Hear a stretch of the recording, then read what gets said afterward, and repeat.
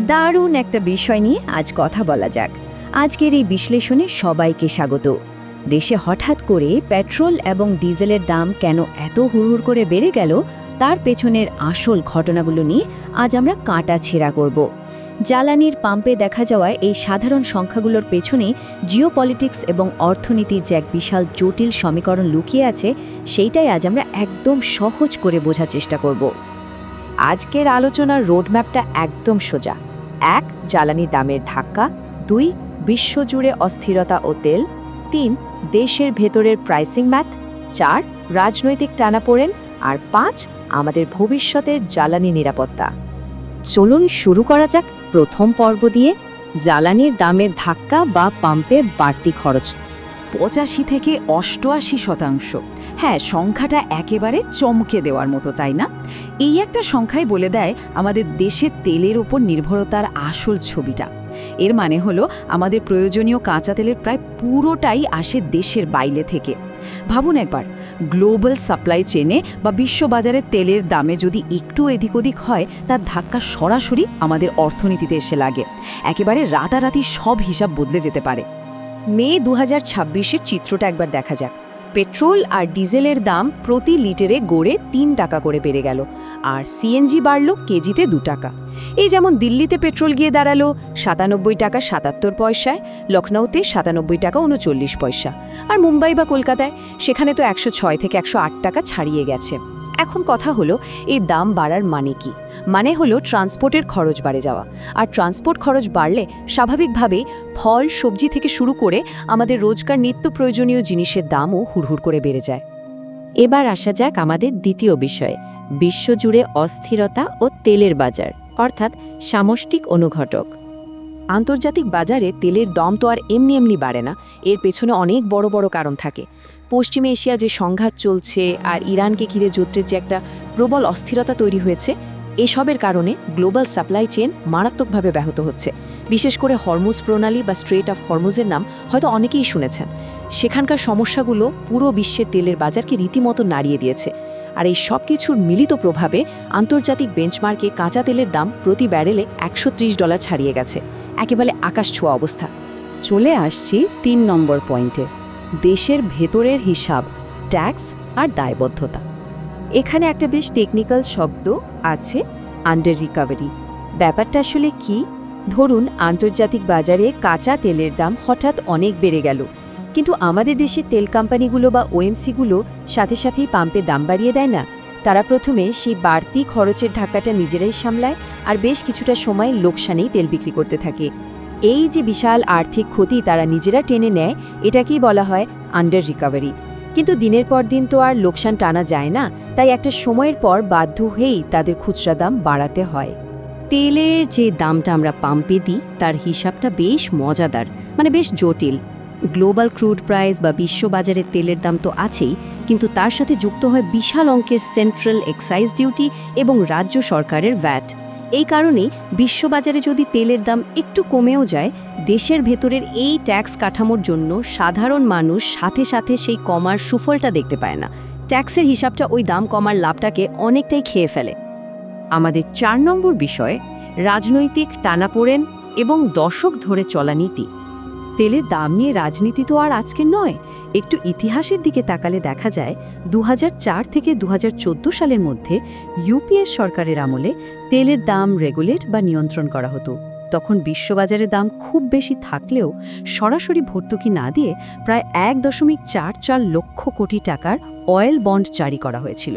সোজা কথায়, সেই সময়ের লোকসানের দায়টা ভবিষ্যতের ওপর চাপিয়ে দেওয়া হয়েছিল। অন্যদিকে ২০১৪ সালের পর এনডিএ সরকার এসে ডিরেগুলেটেড বা বাজার ভিত্তিক দাম নির্ধারণ পদ্ধতি চালু করে। আর ওই যে পুরনো অয়েল বন্ডগুলো ছিল, সেগুলোর আসল এবং বিশাল সুদ মেটানোর জন্যই মূলত এক্সাইজ ডিউটি বেশি রাখা হয়। দুটো আমলের দুরকমের কৌশল আর কি। অবশ্যই এসব নিয়ে রাজনৈতিক দাবি দেওয়ার শেষ নেই।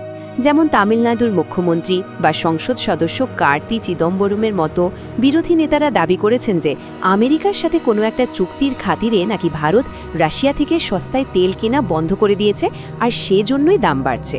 কিন্তু বাস্তবের চিত্রটা কিন্তু আলাদা। আসল তথ্য হলো, আমেরিকার সাথে এমন কোনো চুক্তি স্বাক্ষরিত হয়নি এবং ভারত কখনোই রাশিয়া থেকে তেল আমদানি বন্ধ করেনি। এখানে দাবি আর বাস্তবের মধ্যে বেশ বড় একটা ফারাক রয়েছে। এত সব জটিল হিসেব নিকেশের মাঝে সাধারণ মানুষের কিছু অদ্ভুত আর দারুণ মজার প্রতিক্রিয়াও কিন্তু সামনে এসেছে। একজন নাগরিক তো সোজাসুজি বলেই বসলেন, দামের সাথে আরও 10 টাকা বাড়িয়ে দেওয়া উচিত, তাহলে অন্তত রাস্তায় গাড়ি কমবে আর দূষণ তো কমবে। সত্যি একেবারে অপ্রত্যাশিত একটা দৃষ্টিভঙ্গি। এই চিন্তার মধ্যে দিয়েও কিন্তু মানুষ একটু হলেও হাসির খোরাক খুঁজে নিচ্ছেন। আরেকজনের দৃষ্টিভঙ্গি আবার একেবারেই অন্যরকম।